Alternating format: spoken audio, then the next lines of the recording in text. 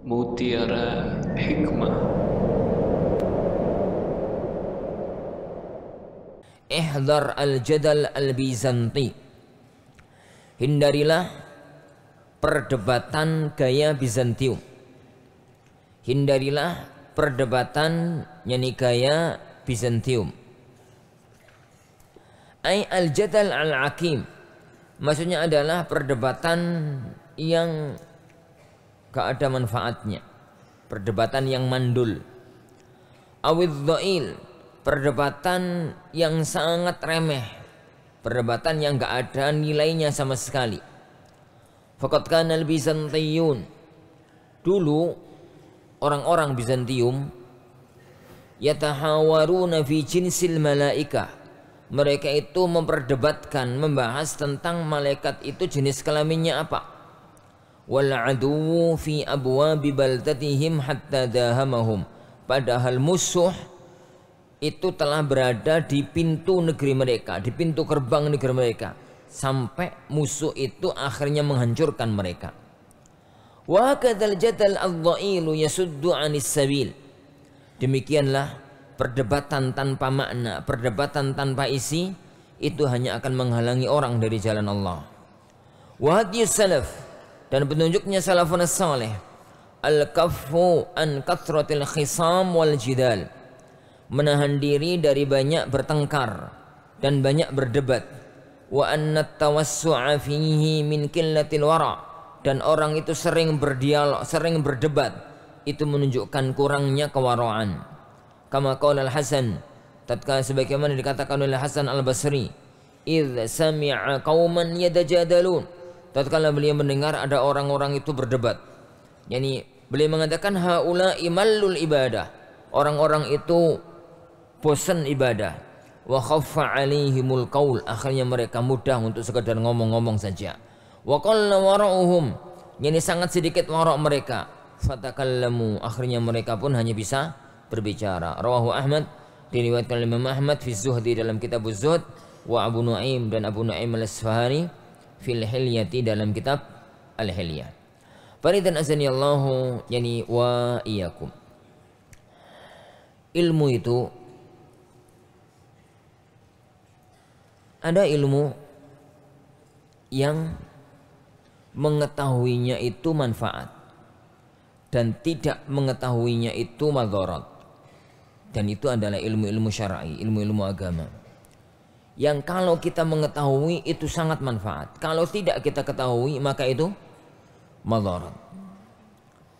Ada jenis ilmu yang kebalik, kalau orang itu mempelajari ilmu itu mesti madharat, menghindarinya itu manfaat. Semacam apa ya, Hwan? Sihir, jadi ilmu nyanyi, musik maksud saya.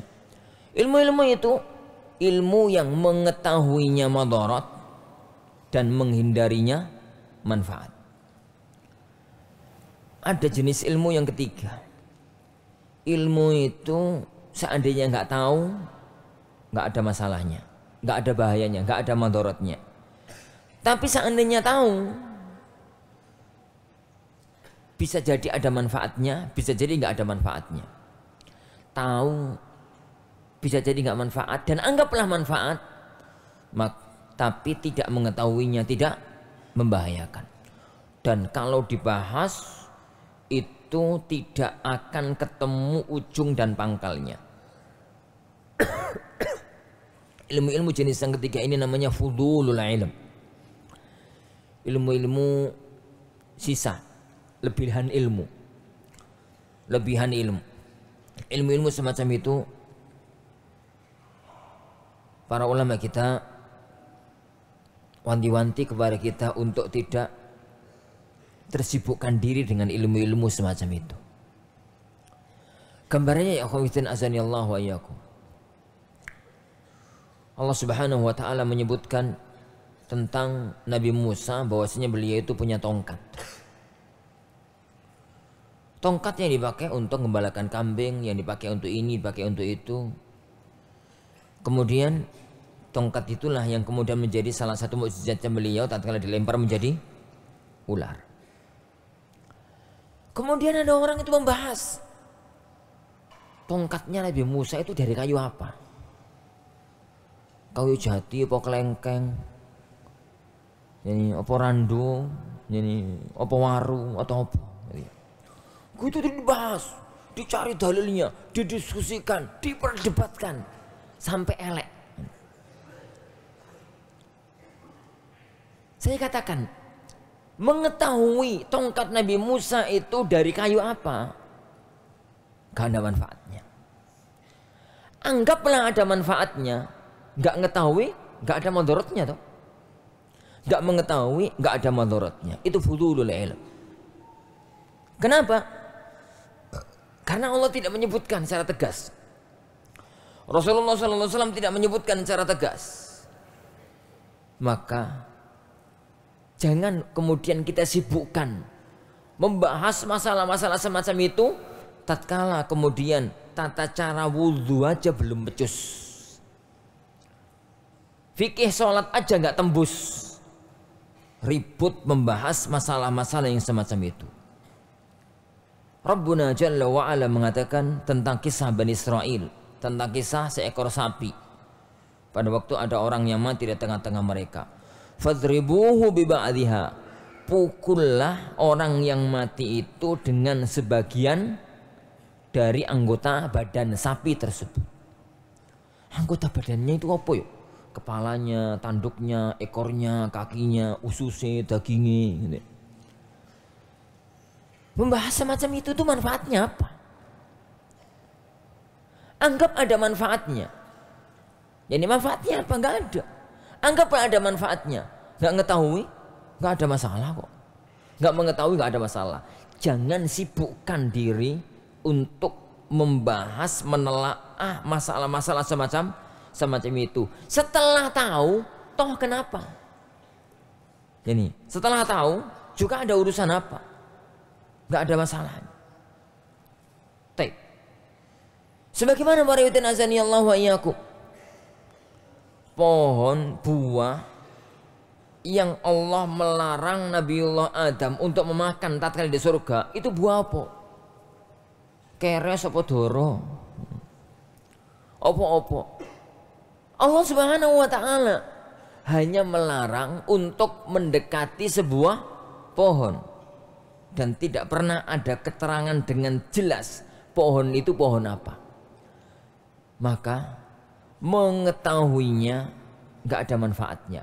Anggaplah ada manfaatnya, nggak ngetahui juga nggak ada masalah. Dan seandainya orang tahu pun apa efeknya?